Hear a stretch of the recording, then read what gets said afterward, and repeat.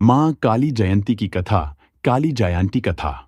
कथा के अनुसार एक समय योगेश्वर भगवान शिव ने महादेवी को प्रसन्न करने के लिए कठिन तपस्या की और उनसे अपनी धर्मपत्नी होने का वरदान प्राप्त किया। इसके बाद भगवान ब्रह्मा को यह अनुभव हुआ कि शीघ्र ही महादेवी वरदान के अनुसार स्वयं प्रकट होंगी। इसीलिए उन्होंने अपने प्रिय पुत्रों में से एक दक्ष को तपस्या करने का आदेश दिया, ताकि दक्ष महादेवी को अपनी पुत्री के रूप में प्राप्त कर उनका विवाह भगवान शिव से करा सके। काली जयंती कथा। जानें कैसे उत्पन्न हुई 10 महाविद्या। काली जयंती कथा। मां काली आदिशक्ति की प्रबल शक्ति है। इनके जन्म की कथा बहुत कल्याणकारी और दिल के अंधेरों को दूर करने वाली है। आइए जानते हैं मां काली जयंती की कहानी और 10 महाविद्या का प्रादुर्भाव कैसे हुआ। भोपाल, अगस्त 27, 2024, 6:38 शाम को। प्रवीण पांडेय। काली जयंती कथा। काली जयंती मां काली जयंती की कथा। काली जयंती कथा। कथा के अनुसार एक समय योगेश्वर भगवान शिव ने महादेवी को प्रसन्न करने के लिए कठिन तपस्या की और उनसे अपनी धर्मपत्नी होने का वरदान प्राप्त किया। इसके बाद भगवान ब्रह्मा को यह अनुभव हुआ कि शीघ्र ही महादेवी वरदान के अनुसार स्वयं प्रकट होंगी।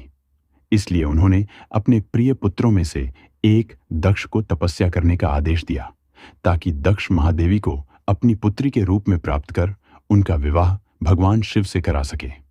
के आदेश पर दक्ष ने महादेवी की कठोर तपस्या की, जिसके बाद आदिशक्ति प्रकट हुई और मनोवांछित वरदान मांगने के लिए कहा। दक्ष ने कहा, हे मां, मेरी यह मनोकामना है कि आप मेरी पुत्री के रूप में जन्म धारण करें। महादेवी ने दक्ष को वरदान प्रदान करते हुए कहा, जिस समय मैं भगवान शिव से विवाह करने के लिए अवतरित होंगी, तो तुम्हारी पत्नी प्रसूति के गर्भ से जन्म धारण करूंगी। लेकिन देवी ने यह भी स्मरण कराते हुए कहा कि यदि दक्ष के पुण्यों का क्षय हो गया अथवा उन्होंने किसी भी प्रकार से महादेवी की उपेक्षा अथवा अपमान किया तो वह तत्क्षण उनका परित्याग कर देंगी। सती और शिव के विवाह के कुछ समय बाद दक्ष प्रजापति ने एक यज्ञ का आयोजन किया, जिसमें भगवान शिव को निमंत्रण नहीं भेजा गया। जिस समय भगवान शिव ने देखा कि सती उनके पिता की अस्वीकृति होते हुए भी उनके यज्ञ में सम्मिलित होने के लिए हट कर रही हैं, तो शिव जी क्रोधित हो उठे और गर्जना करते हुए बोले, मुझे ध्यात है कि तुम मेरे आदेशों के बंधन में बंधी नहीं हो, अतः जो मन हो करो, मेरी सहमति की प्रतीक्षा क्यों कर रही हो? ये भी पढ़ें, जन्माष्टमी पर जरूर करें। ये उपाय विवाह, संतान की बाधा और धन की रुकावट हो जाएगी। दूर 10 महाविद्या। भगवान शिव के ऐसी कठोर वाणी सुनकर देवी क्रोधित हो गईं और मन ही मन यह विचार करने लगीं कि भगवान शिव मुझे अपनी धर्मपत्नी के रूप में प्राप्त करने के बाद मेरे वास्तविक परम शक्ति स्वरूप को भूल गए हैं। अतः मैं भगवान शिव और अपने गौरवान्वित पिता का त्याग कर कुछ समय के लिए अपने स्वरूप और अपनी लीला में स्थित रहूंगी। यह तय कर देवी ने महाकाली का भयंकर रूप धारण किया।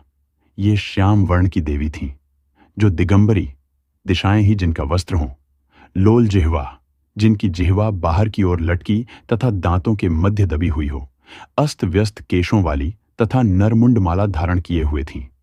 इस भयंकर रूप में देवी का दर्शन कर भगवान शिव चिंतित हो गए, लेकिन वो उस स्थान से जाने का प्रयास करने लगे। अपने प्रिय भगवान शिव को नाराज होकर जाता देखकर देवी मां ने कृपा करते हुए भगवान शिव को किसी भी दिशा में भागने से रोकने के लिए और सभी 10 दिशाओं को अवरुद्ध करने के लिए 10 भिन्न भिन्न रूप धारण किए। देवी भगवती के प्रत्येक रूप ने एक एक दिशा को अवरुद्ध कर दिया। भगवान शिव जिस भी दिशा से जाने का प्रयास करते, उसी दिशा में देवी भयंकर रूप में उपस्थित होती थीं। अंततः निकलने का कोई मार्ग न मिलने पर भगवान शिव ने अपने नेत्र बंद कर लिए। बाद में जिस समय उन्होंने नेत्रों को खोला, देवी महाकाली अपने विकराल स्वरूप में उनके समक्ष ही खड़ी हुई थीं। भगवान शिव ने प्रश्न किया, तुम श्यामा, कृष्ण वर्ण वाली कौन हो? मेरी प्रिय सती कहाँ है?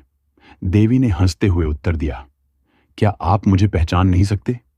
मैं आपकी प्रिय सती ही हूं। मैं सृष्टि संहारकारिणी सूक्ष्म प्रकृति हूं। आपकी अर्धांगिनी होने के कारण मैं गौर वर्ण अर्थात गौरी हो गई हूं। जिन 10 देवियों का आप अपने चारों ओर दर्शन कर रहे हैं, वे भी मेरे ही विभिन्न रूप हैं।